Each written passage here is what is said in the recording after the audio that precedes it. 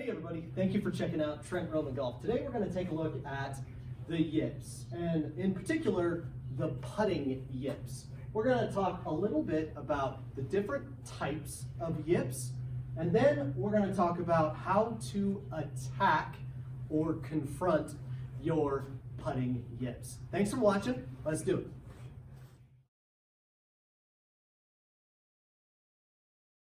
All right, let's get started. The first step in understanding your putting yips is understanding which type of yip that you have, whether it is a neurological issue or a psychological issue, or maybe it's a combination of both. Now up here I've got the medical terminology of the putting or the yips. Yips can come in the form of, you can be a baseball player, a pitcher, can get a case of the yips. Basketball player shooting a free throw can get a case of the yips. And the medical or educational term for the yips is called focal dystonia. And the two types that we're going to talk about is neurological and psychological. Now the difference between the two, your neurological yip is going to be something that is coming from your nervous system or something that is in your brain, causing your muscles to spasm. That may be a spasm coming in your hands, in your fingers. It could come from your forearms. It could come from your shoulders, various different parts of your body. That can be a neurological yip. A psychological yip, a person that suffers from a psychological yip could be a person, maybe that you go out on the putting green and you're putting fine. Or maybe even you putt with your friends or out on the golf course as you practice, you're putting just fine. And then as the pressure gets higher, whether it's a club championship, whether it's you have $5 on the line, whether it is in a huge tournament on the PGA Tour, okay? That is when your yip starts to appear, okay? And that is more termed the psychological yip, or more situational, okay? And those are kind of your two types of yips. Now we're going to talk about how do we attack your putting yip. We're going to talk a little bit about kind of a two-step process of better understanding your putting type. The first step is getting a lesson. Find somebody you know that has a good understanding of putting technique, hopefully has a piece of technology that is able to measure your putting stroke, and then understand a little bit more about your stroke type, your miss patterns, whether or not you're missing short putts. Primarily, 90% of short putts missed is due to start line, okay? And 90% of that is due to where the face is pointed in relation to where the hole is at, or where you want to start the ball on line. Those types of things can be addressed by seeing a good putting coach and taking a putting lesson. It's going to give you more information to help you diagnose yourself. Step 2, you have the yips, okay? It's a situation, you've seen your putting coach, you know it's more of a neurological issue. We've got a bunch of different options to help you putt better, and we're going to talk about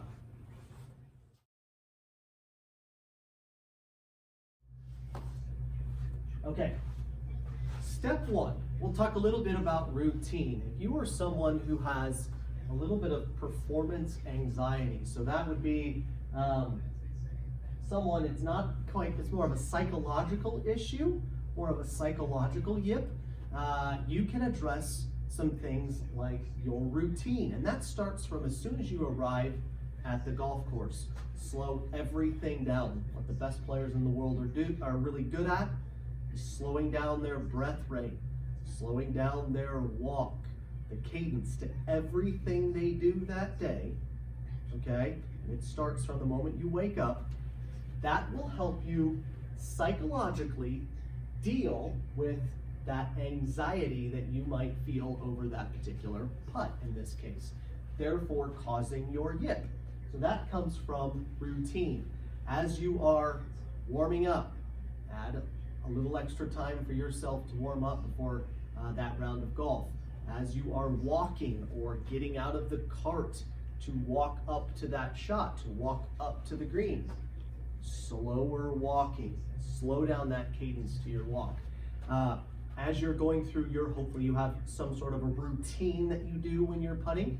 Do that with a lot of thought and slow down that process to help you slow down your heart rate, slow down that respiratory rate, and help you deal a little bit with that psychological performance anxiety.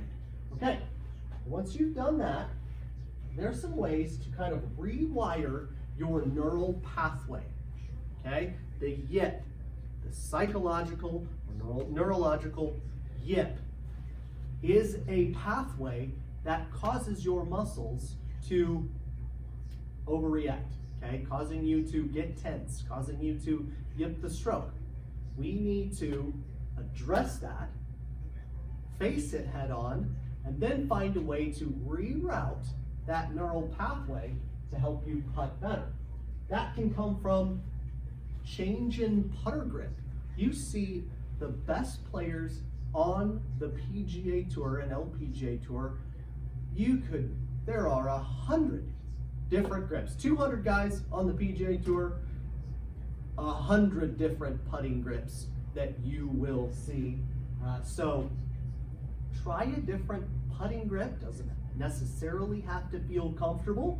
Sometimes the most uncomfortable grips will rewire that neural pathway and help you putt better. Technique. Try a different technique, completely different putter. You can use arm lock putters. You can use, which you see players like Bryson DeChambeau. You even see Matt Kuchar using a reverse arm lock putter on the PGA Tour. You can go to the long putter.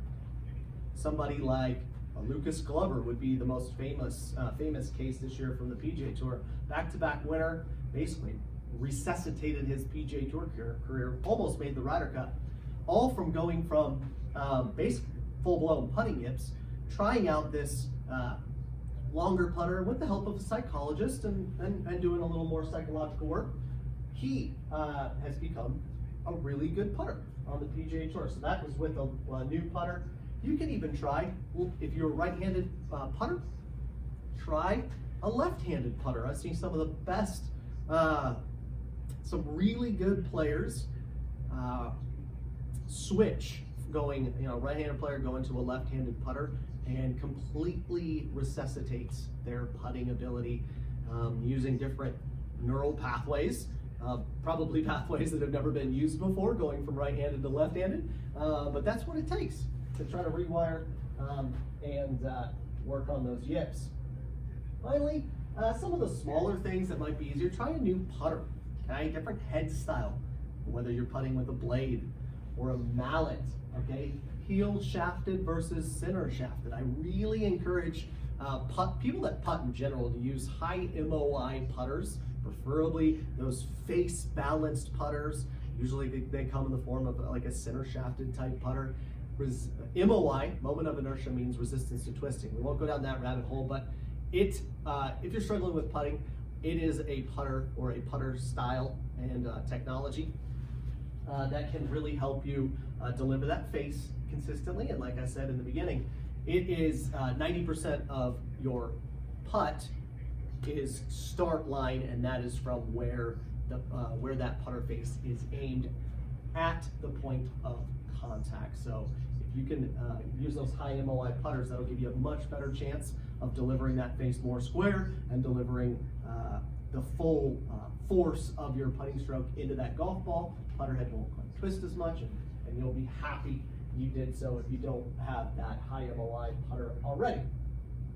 Okay, so we've talked about a lot of different things, giving you different options to help you with those yips. Again, we're trying to, whether it's psychological, neurological, yip, you're trying to rewire that pathway, send your brain down a different rabbit hole, because the one that you're going down right now isn't working. All right, thank you so much for watching. If you liked our video, make sure you hit that like button or hit that subscribe button for more content. Just trying to provide you guys with golf information that will help you enjoy and play more and better golf. Remember, address those yips, face them head on, find out whether or not you're neurological or psychological putting yip, what you're going to do about it, how you can address them, use our step-by-step process, try different things, don't be afraid, okay? Part of the reason people struggle with yips is because they're afraid of the embarrassment, okay? What's more embarrassing, putting with a long putter or missing a 2-foot putt? I mean, first off, missing a 2-foot putt is normal, it happens, okay? But don't be afraid to try a different putter style. Don't be afraid, shoot, if you're putting left-handed the next day with your friends, but you take all their money, hey, you know, who's gonna be embarrassed? The one with the empty pocket, right? So, again, thank you so much for watching. If you've tried any of these techniques out, hit that comment button below. Let us know what's worked for you or what hasn't worked. If you use any of these tips and they help you out on the golf course, hit that comment button below. Let us know that you are playing more and better golf. Thanks again for watching. We'll see you next time.